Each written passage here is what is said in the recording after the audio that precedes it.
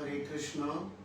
সুপ্রিয় দেশবাসী এবং সমস্ত সনাতন ধর্মাবলম্বী আমার প্রিয় ভাই এবং বোনেরা, আমার প্রিয় মায়েরা, উদ্দেশ্যে আমি আমার একটু বক্তব্য প্রকাশ করতে চাই। আমি আজকে রাত্রির খবর পেলাম, রাত্রে 12টার পরে, অর্থাৎ দিবাগত রাত 31 তারিখ প্রথম প্রহরে আমার বিরুদ্ধে রাষ্ট্রদ্রোহ মামলা করা হয়েছে। যে জাতীয় পতাকা অবমাননা মামলাতে কোতোয়ালি থানায় একটি রাষ্ট্রদ্রোহ মামলা প্রদান করা হয়েছে এবং সেই মামলায় আমি সহ শ্রীপাদ লীলারাজ গৌরদাস ব্রহ্মচারী প্রভু সহ প্রায় 17-18 জনকে আসামি করা হয়েছে, অজ্ঞাতনামাকে দেওয়া হয়েছে।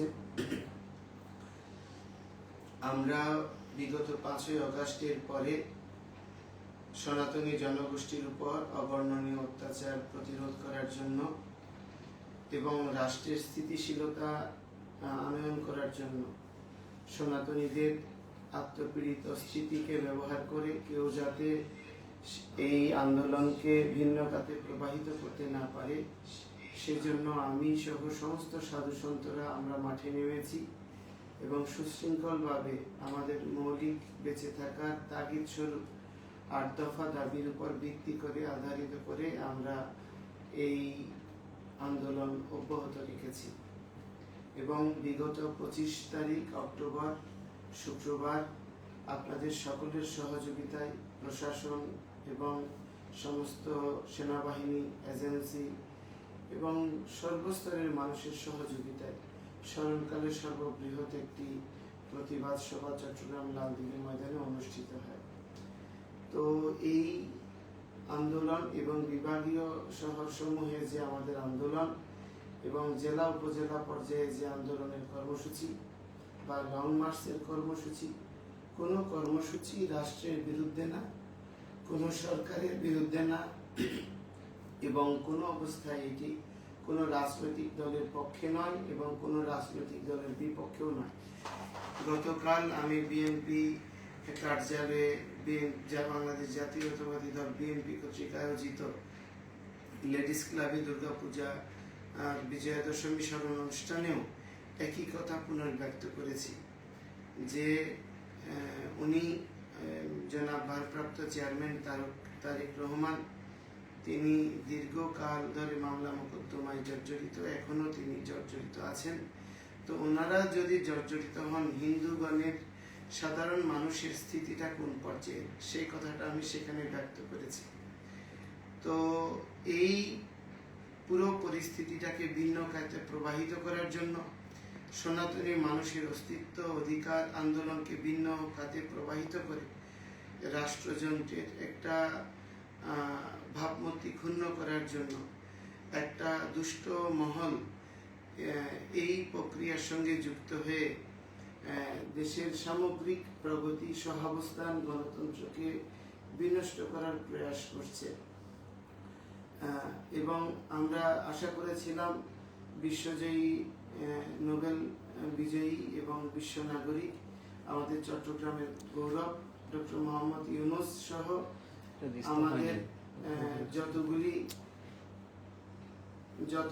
আমাদের এই উপদেষ্টা মণ্ডলী রয়েছে, রাজনৈতিক দলগুলি রয়েছে, যারা রাষ্ট্র সংস্কার করে সকলের সমতা বিধানের জন্য নিরলস পরিশ্রম করছে, সেই পরিশ্রমের অংশ হিসেবে আমরাও গণতান্ত্রিক শক্তির অংশরূপে সনাতনীরাও সহাবস্থান নিশ্চিত করার জন্য এবং সাম্প্রদায়িক গোষ্ঠী এই মনোভাব প্রতিহত করার জন্য আন্দোলন করছিলাম।